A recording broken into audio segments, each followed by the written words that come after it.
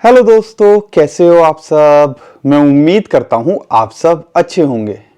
दोस्तों, नया महीना शुरू हो चुका है और जो पिछले 2 महीनों ने हमारी उम्मीद जगा दी है और जो हिस्टोरिकली डेटा को देखते हैं तो उम्मीद ऐसी लगती है कि दिसंबर भी हमारे लिए अच्छा होना चाहिए। बिटकॉइन का जब हम हिस्टोरिकल डेटा आपके साथ शेयर करते थे सितंबर के अंदर और बोलते थे क्वार्टर 4 अच्छा होता है, तो लोग विश्वास नहीं कर रहे थे, ये तो हिस्ट्री है, होगा कि नहीं होगा। लेकिन ऑन एन एवरेज अगर कैलकुलेट करते हो तो बिटकॉइन $1 लाख पे उस आंकड़े के हिसाब से छूता हमें नवंबर में ही देखने को मिल गया। एक थोड़ा सा दुख है कि $1 लाख को छूने से सिर्फ $200 जो है मिस कर गया, लेकिन फ्यूचर के अंदर वो $1 लाख के पार भी चला गया था और इस टाइम पे $97,000 के आसपास चल रहा है। हम तो यही चाहते हैं कि $1 लाख पे भी ये स्टेबल रहे, क्योंकि हमें खुशी हो रही है कि हमारे भाई बहन जो ज़्यादातर लेके बैठे हुए हैं ऑल्ट कॉइन्स मतलब जो दूसरे कॉइन्स, यानी कि उनकी जो डोमिनेंस है बिटकॉइन की वो नीचे गिरती दिख रही है। उसका मतलब है यहाँ पर हमारा पोर्टफोलियो के अंदर कुछ ना कुछ बढ़ोतरी होते दिख रही है। और उसको देख के जो 1 महीने पहले लोग परेशान थे, बिटकॉइन भाग रहा है, हमारे ऑल्ट कॉइन्स का क्या होगा, अब वो भी कुछ मज़े हमें देते दिख रहे हैं। और यहाँ पे शायद ही कोई कॉइन होगा जो 50%, 100% या कई कॉइन्स तो मल्टीपल टाइम रिटर्न पिछले 2 महीनों के अंदर दे गए हैं। XRP, जिससे कोई उम्मीद नहीं थी, पिछले 7 साल का अपना रिकॉर्ड तोड़ा है, अपना नया हाई बनाया है 7 साल के बाद में, और यहाँ पे $2 को वो पार करने की कोशिश कर रहा है। तो ये खेल चल रहा है और क्रिप्टो करेंसी के अंदर सिर्फ 1 महीना चाहिए होता है किसी कॉइन को, और उसका एग्जांपल डॉज कॉइन। अक्टूबर के अंदर अगर आपको याद होगा, डॉज कॉइन का जलवा दिखा, 3-4 गुना कैसे बढ़ता दिखा, आपको पता भी नहीं लगा होगा। ऐसे ही XRP ने अभी देखो, बहुत सारे कॉइन्स हैं जो मल्टीपल टाइम ऑलरेडी रिटर्न दे के जा चुके हैं। लेकिन अगर हम बिटकॉइन की डोमिनेंस को देखते हैं, वो 60 से अभी 57 के आसपास ही है, और हम उम्मीद करते हैं बिटकॉइन की डोमिनेंस जब ऑल्ट सीजन अपने पीक पे होगा, वो एक इंडिकेटर की तरह भी ले सकते हो कि अगर ये 45 से 40 एक बेस है जो पिछले 2 साइकिल के अंदर वहां तक गिरी है, अगर ये उस लेवल तक आ जाए 40-45, यानी कि अब हमने अपना जो है बैग खाली कर देना है और यहाँ पर हमने अब शांति से बैठ जाना है और फिर अगले टाइम के लिए तैयार होना है। ये बात कर रहा हूं मैं बड़े बुल सीजन की, या 2025 में शायद जब हम बात करते हैं बिटकॉइन 1.5 लाख होगा, कई लोग बोलते हैं 2.5 लाख होगा। एक चार्ट मैं आपके साथ शेयर करूंगा उसके बारे में। ये बात कर रहा हूं मैं तब की कि बिटकॉइन अगर $1.5 लाख भी होता है तो ऑल्ट कॉइन्स का जलवा आपको और ज़्यादा देखने को मिल सकता है। और उसके लिए बिटकॉइन का क्या प्राइस हो सकता है, मेरे पास चार्ट है जो आपका ऑल्ट सीजन के लिए हम क्या देख रहे हैं उसके लिए चार्ट है। और यहाँ पे दिसंबर का महीना शुरू हो चुका है, लेकिन एक दुविधा है। सितंबर, अक्टूबर, नवंबर से हम लगातार आपके साथ कॉइन शेयर कर रहे थे एग्रेसिवली, क्योंकि हमें पता था कि जब मार्केट के अंदर ये ट्रिगर करेगा तो आपको टाइम भी नहीं मिलेगा। अब दिक्कत क्या हो गई है कॉइन चूज करने के अंदर। अब हर कोई लोग जो बोल रहे हैं कि सर कॉइन तो बढ़ चुके हैं। अब दिक्कत क्या है ये समझिएगा कि ज़्यादातर जो कॉइन्स है ना वो ऑलरेडी 50 या 100% बढ़ चुके हैं। तो अब यहाँ पे चुने तो किससे चुने, या 200% जो बढ़ चुका है उसमें से चुने, 50% जो बढ़ चुका है उसमें से चुने। तो यहाँ पे आपको क्या समझदारी दिखानी चाहिए। और यहाँ पे आज भी हम 5-7 कॉइन लेंगे जो दिसंबर के अंदर, कुछ बड़े कॉइन्स भी हैं, कुछ ऐसे कॉइन्स हैं जो लगता है कि मोमेंटम आते दिख सकती है, उसके बारे में बात करेंगे। और दिसंबर में लगता है ये आपको अच्छा करते दिख सकते हैं या रैली को फॉलो करते दिख सकते हैं।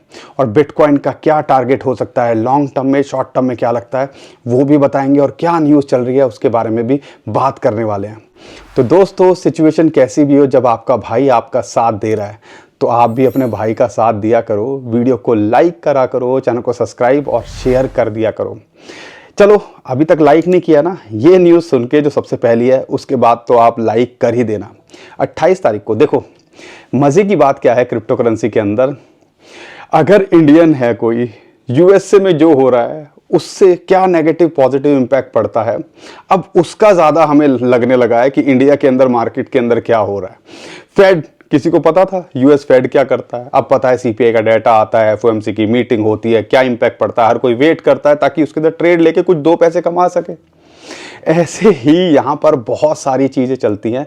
अब वहाँ के त्यौहार हमें याद रहने लगे हैं कि भैया हमें ये भी पता है क्रिसमस जब आता है तो यहाँ पर मार्केट थोड़ी ठंडी होती है, वो आखिरी के 10 दिन थोड़े ठंडे रहते हैं। क्यों? या थोड़ा सेलिंग प्रेशर देखने को मिलता है। क्यों? उसके लिए भी तैयार रहिएगा। वो क्यों? क्योंकि यहाँ पर क्रिसमस पे ज़्यादातर लोग हॉलीडे वीक मनाते हैं और न्यू ईयर तक ये कहानी चलती है।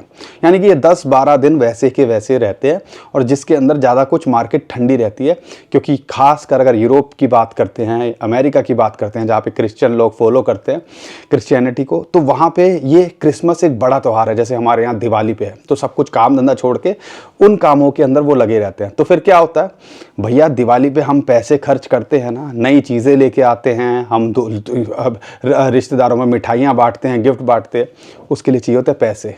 तो यहाँ पे क्रिप्टो करेंसी के अंदर पैसों के लिए थोड़ी सेलिंग भी देखने को मिल सकती है और पहले ऐसा कई बार होते हमने देखा है। लेकिन इसका कोई बड़ा इम्पैक्ट आपको नहीं देखने को मिलना चाहिए। हाफिंग ईयर की बात जब हम करते हैं, क्वार्टर की बात करते हैं, 4 की। अगर मैं यहाँ पर और थोड़ा सा आपको समझाने की कोशिश करूँ तो थैंक्स गिविंग यानी कि हॉलोविन, क्रिसमस, ये त्यौहार भी अब याद हो गए हैं। ठीक है, यूएसए के अंदर क्या हो रहा है, डोनाल्ड ट्रंप अगर प्रेसिडेंट बन रहा है तो बम पटाखे यहाँ फूट रहे हैं, हम उससे ज़्यादा खुश हैं, ऐसा लगता है कि वहाँ के लोगों से। वो क्यों? क्योंकि उसका एक झलक मिली 5 नवंबर को, जब डोनाल्ड ट्रंप जो जीते, उसके बाद से आज माहौल क्या है और ज़्यादातर लोगों का पोर्टफोलियो अब पॉजिटिव में आ चुका है और बहुत सारे लोग हमें इस चीज़ के लिए कमेंट कर रहे हैं।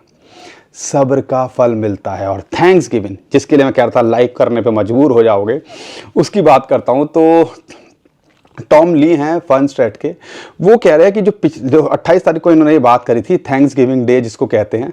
अब ये मत पूछेगा थैंक्स गिविंग डे पे क्या होता है, क्यों होता है, अब उस बारे में आप गूगल कर लीजिएगा। लेकिन यहाँ पर थैंक्स गिविंग डे को उन्होंने ये बोला कि अगले थैंक्स गिविंग डे तक $2.5 लाख बिटकॉइन का प्राइस होता दिख सकता है। ये उनकी प्रिडिक्शन है, हमारी नहीं है। लेकिन यहाँ पे कार्डानो की बात करते हैं, जो उसके फाउंडर है, वो कहते हैं कि भैया अगले 2 साल में $5 लाख हो सकता है। मतलब धुआं उतारा हुआ है, मतलब जो मन में आए कुछ भी बोल दो इस टाइम पे। और यही होता है फोमो के अंदर, यही होता है जब आप बुल मार्केट के अंदर होते हो।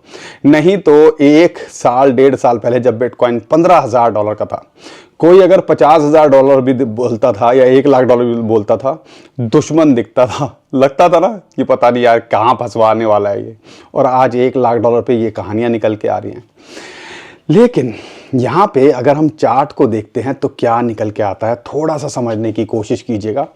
मेरे पास आज आपके लिए रेनबो चार्ट है और हमने बहुत बार इसको शेयर किया आपके साथ में। अगर आपको उम्मीद होगी, मैं उम्मीद करता हूँ कि आपको ये सारा आइडिया होगा। अगर मैं इस रेनबो चार्ट की बात करता हूं तो क्या निकल के आता है, यहां पे जब ब्लू के अंदर है, सिंपल सा है, कोई रॉकेट साइंस नहीं, इसको भी फॉलो कर लोगे तो आप प्रॉफिट या कहाँ एग्जिट करना है, कहाँ एंट्री बनानी है, इसका आइडिया लग जाता है। ऐसे ऐसे चार्ट्स को आप शेयर करो, अपने पास में रखो, कॉपी पे लिख के रखो। अब यहाँ पे हम उस जोन के अंदर हैं, यहाँ पे अब कहानी आगे बढ़ती दिखती है। आपको मैं बताता हूँ, जब ब्लू के अंदर होता है तो आप कह लीजिए फायर सेल, मतलब यहाँ तो इस टाइम पे ऐसी हालत है, लूटी पीटी पड़ी है कि रिस्क लेना है तो सबसे बेस्ट टाइम वही होता है कि भैया एंट्री बनाने का। फिर एक होता है आप कह लीजिए ब्लू, ग्रीन, डार्क ग्रीन, एक होता है लाइट ग्रीन और एक होता है स्टिल चीप। बिटकॉइन तो ये अभी भी स्टिल चीप दिखा रहा है, लेकिन स्टिल चीप के अंदर बात करते हैं हम, वहां पे अगर एग्जिट करते हैं तो क्या प्राइस हो सकता है। होल्ड मतलब जो येलो दिखा रहा है वहां पे अगर एग्जिट करते हैं तो क्या प्राइस होता है। और it is this the bubble, और वो ऑरेंज पे अगर आता है, हम रेड की तो बात ही नहीं कर रहे हैं, जब पूरा का पूरा फोमो होता है और वहां पे जो है धुआं उतर सकता है। अब वहां तक तो हमें लगता नहीं है कि शायद इस बार जाएगा, क्योंकि जब भी मार्केट मैच्योर हो जाती है तो किसी चीज की इंटेंसिटी या रिटर्न देने की पावर उतनी कम होती जाती है। ठीक है ना। अब जब 50 लोगों को पता है एक चीज, तो केक का ज्यादा बड़ा पीस मिलेगा। अगर 1000 लोगों को पता है तो केक का थोड़ा पीस मिलेगा, और लाखों लोगों को मिला है तो भैया बूंदी मिल जाए किसी लड्डू की, वही बहुत बड़ी बात हो जाएगी। आज हम उस सिचुएशन में आ चुके हैं कि यहाँ पे केक क्या, एक लड्डू की बूंदी भी मिल जाए वही बहुत बड़ी बात है। इसलिए मैं कहता था बूंदियाँ लूट रहे, हमें बूंदियाँ भी, हम बूंदियों पे ही फोकस कर लो, बूंदियाँ लूटने में लगे हैं, केक तो कोई और खा के जा रहा है। बोलता था कि नहीं बोलता था। कल एक इंसान का, एक फॉलोअर का एक मैसेज आया कि सर मुझे आज समझ में आ रहा है आप क्या बोलते थे, छिलके के दाम में या मूंगफली के दाम पे बादाम मिल रहे हैं, उसका मतलब समझो। जब मैं वो बोलता था ना, लोग हंसते बहुत थे, करते कुछ नहीं थे। लेकिन आज जो मैसेज आता है तो उससे पता चलता है कि हाँ यार, जो हम बोलते थे शायद लोगों को आज नहीं देर सवेर में जो कल किसी का मैसेज आया समझ में आया, जल्दी समझ में आ जाता तो शायद कुछ दो पैसे और कमाए जा सकते थे। चलो एनीवेज टॉपिक पे वापस आते हैं। अगर इस रेनबो चार्ट की मैं बात करता हूं तो यहाँ पे आपको समझ में आना चाहिए 2012-13 के अंदर जब हाफिंग के बाद में इसने पंप लिया था, तो ये जो आपको तीन जो जोन दिख रहे हैं ग्रीन के, जब बाय जोन अभी रिसेंटली भी जब हमने शेयर किया था तो आपको यही बताया था कि अगर बाय जोन के अंदर है तो उस जोन में दोबारा टच नहीं किया है जब इसने ब्रेकआउट किया है। और हम अब देखते हैं एक्यूमुलेशन से जा रहे हैं स्टिल चीप वाली कह लीजिए लेवल के अंदर। अब यहाँ पे जो आपको समझना है 2012-13 को अगर मैं कंसीडर करता हूँ तो ये जो है उसको फाड़ के रेड जोन तक गया था या रेड जोन के ऊपर चला गया था। 2016 के अंदर रेड जोन के आसपास रहा था, यानी कि रेड जोन के टॉप को। 2020-21 के अंदर अगर आप देखते हो तो ये लाइट रेड तक गया था, रेड जोन को ये टच ही नहीं कर पाया था, ऑरेंज तक ही गया था या लाइट आप कह लीजिए लाइट रेड तक ये गया था। लेकिन अब ये बात आपको समझनी है कि जब भी मार्केट मैच्योर हो जाती है, जैसे मैंने बताया ना बूंदियों वाली बात करी, तो भैया उतना ही जो है इसके अंदर इंटेंसिटी इसकी कम होती जाती है। तो यहाँ पे हम रेड की बात ही नहीं कर रहे हैं, हम तीन लेवल पे ले रहे हैं। अगर यहाँ से ये ब्रेकआउट करता है, जो अभी दिख रहा है कि भैया ग्रीन से लाइट ग्रीन में जा रहा है, तो तीन लेवल है, इनके टॉप को अगर टच करता है तो क्या प्राइस निकल के आता है। अगर ये लाइट ग्रीन की बात करते हैं जहाँ स्टिल चीप दिखा रहा है और हम बोल रहे हैं कि भैया एग्जिट करने की बात करते हैं, तो इसका टारगेट होता है 180। हमारा क्या है हम आगे बताएंगे। अगर ये येलो तक ही जाता है तो $2.5 लाख, और अगर ये ऑरेंज को टच करता है 2021 की तरह तो ये $3,30,000 तक जाता है।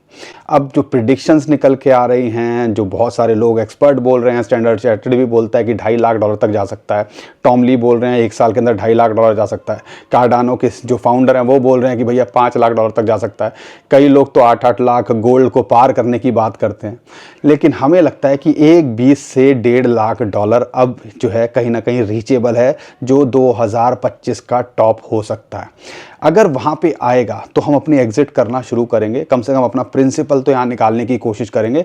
और फिर 2025 में जब कई लोग बोलते हैं कि क्या सिनारियो बनता है, उसके हिसाब से हम आगे और क्या डेवलपमेंट होती है उसके हिसाब से स्ट्रेटजी बनाएंगे। तो ऐसा नहीं है कि आप कुछ ठान के बैठे हो तो वही होगा, तो यहाँ पे स्ट्रेटजी भी आपको लगातार चेंज करनी पड़ती है सिचुएशन के हिसाब से। अब यहाँ पे अगर इस चार्ट को देखता हूँ, ये चार्ट तो बताता है कि भैया $2.5 से $3 लाख जा सकता है, एक्सपर्ट बोल रहे हैं 2.5 से 3 लाख, हम एक्सपेक्ट कर रहे हैं 1.20 से $1.5 लाख। और जब हम 1.20 $1.5 लाख बोलते थे, हम बोलते थे जब ये 40, 50, $30,000 पे था। अब सिचुएशन के हिसाब से हमें भी अपनी चीज़ें और या अपनी चीज़ों को कैलकुलेट दोबारा करना पड़ता है, माहौल के हिसाब से करना पड़ता है। तो इसके लिए हमेशा जो है तैयार कर रखना चाहिए। इसलिए कहते हैं भैया, ट्रेडर की बात करते हैं, क्रिप्टो करेंसी के अंदर हो, स्टॉक मार्केट के अंदर हो, डॉक्टर हो, टेक्नीशियन हो, तो ये हमेशा आपको ट्रेंड के हिसाब से या सिचुएशन या जो भी चीज़ें डेवलपमेंट होती रहती हैं उसके हिसाब से चेंज करना पड़ता है। एक टाइम पे वो डायल वाला घर घर मोबाइल फ़ोन आता था, मोबाइल तो आता नहीं था।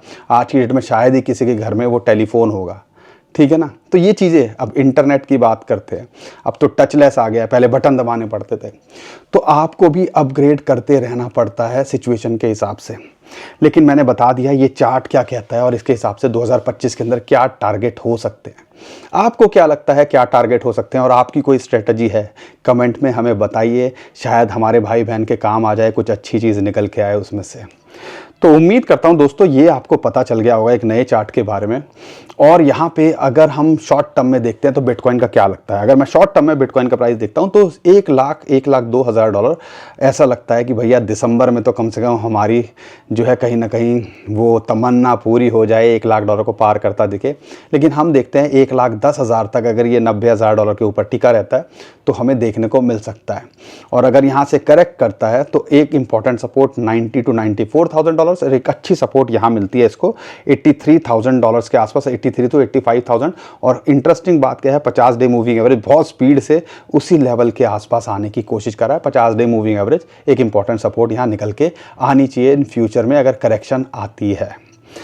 बाकी दोस्तों, हम कोई फाइनेंशियल एडवाइज़र तो है नहीं, लेकिन उम्मीद करता हूं जो हम आपके साथ में अपना एक्सपीरियंस शेयर करते हैं, जो डाटा और चार्ट शेयर करते हैं, आपको पसंद आते होंगे। अगर पसंद आते हैं तो हमारा भी साथ दिया करो, वीडियो को लाइक कर दिया करो, चैनल को सब्सक्राइब और इन सारी चीज़ों को शेयर किया करो, क्योंकि बहुत कुछ है अभी आने वाले टाइम के अंदर जो हमें देखना है साथ मिल के।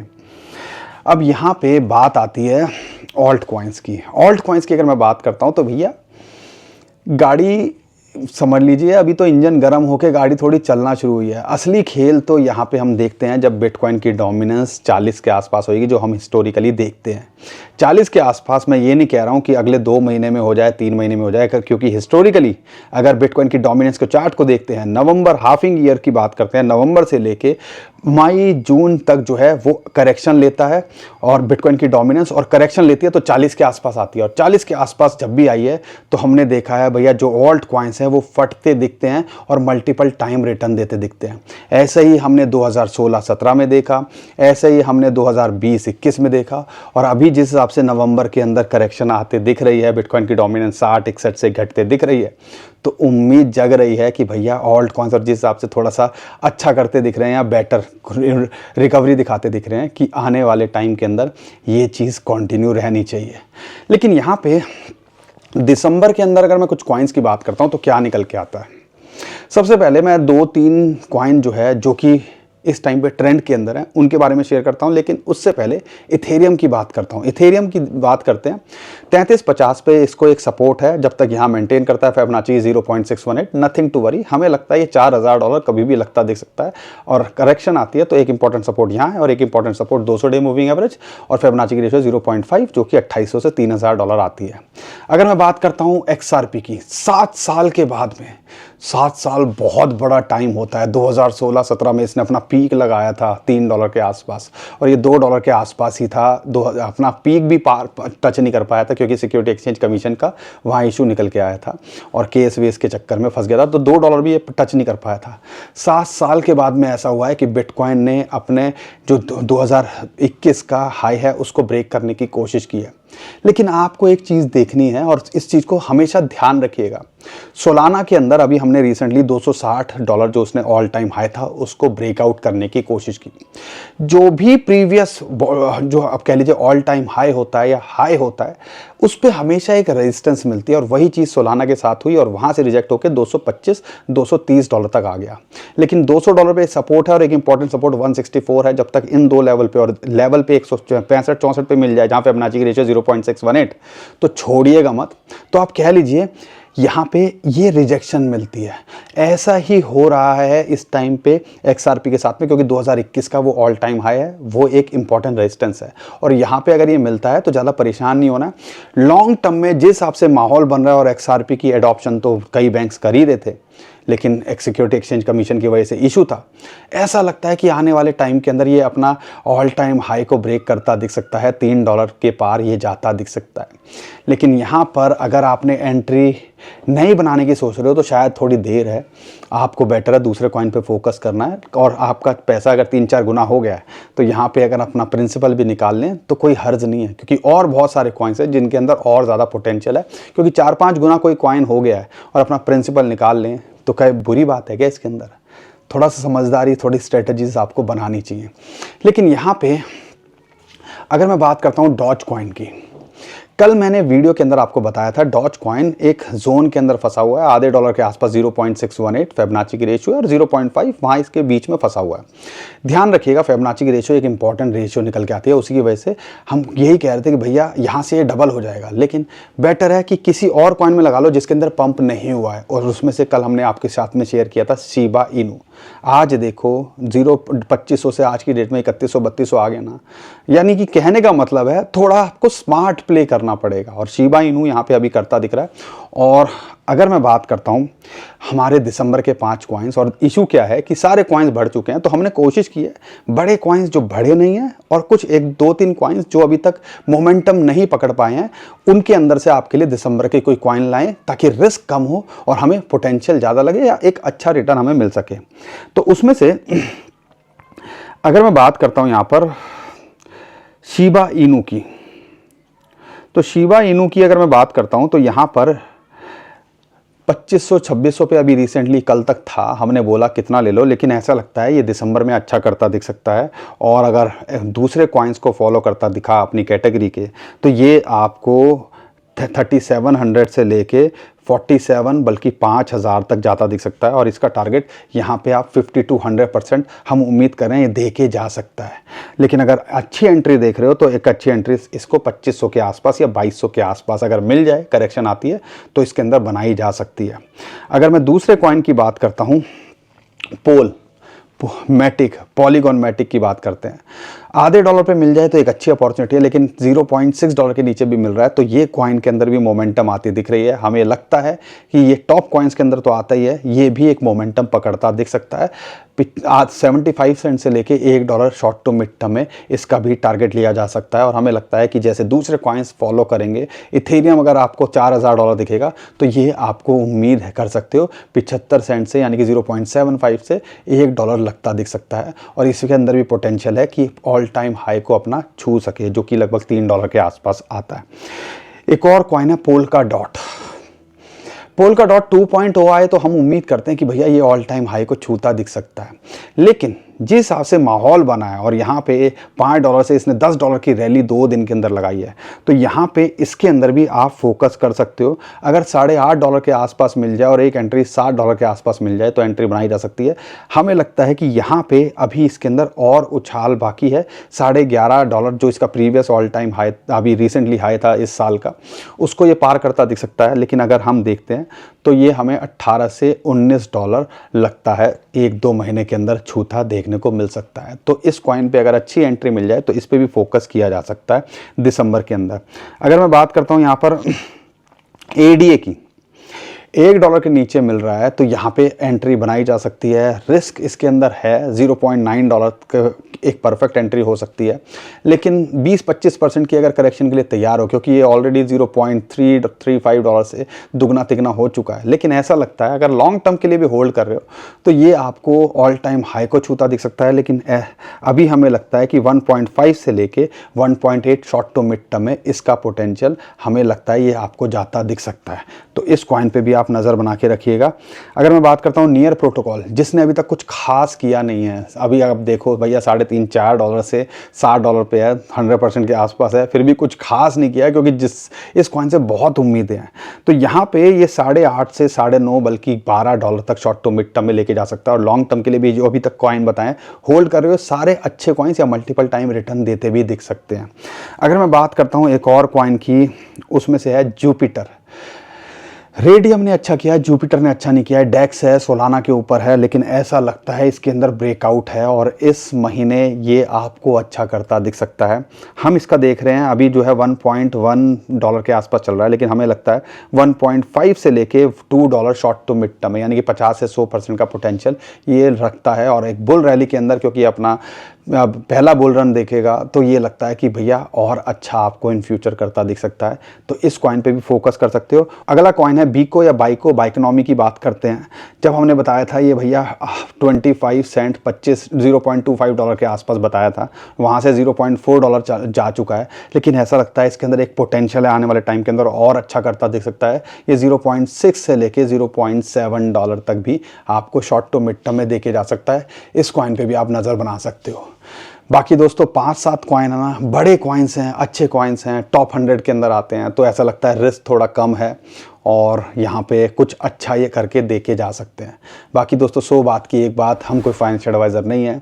हम जो भी इन्फॉर्मेशन है जो हम गैदर करते हैं या अपना एक्सपीरियंस होता है उसके हिसाब से आपके साथ शेयर करते हैं। लेकिन उम्मीद करता हूँ आपको हमारा कंटेंट अच्छा लगता होगा। हमारा भी साथ दीजिए, वीडियो को लाइक, चैनल को सब्सक्राइब और शेयर कीजिए। ट्विटर टेलीग्राम को हमें फॉलो कर लीजिए, नीचे डिस्क्रिप्शन में जो लिंक है उसी से कीजिएगा। बहुत सारे स्कैमर हमारे नाम से स्कैम करने की कोशिश कर रहे हैं, उससे भी आप बच पाओगे।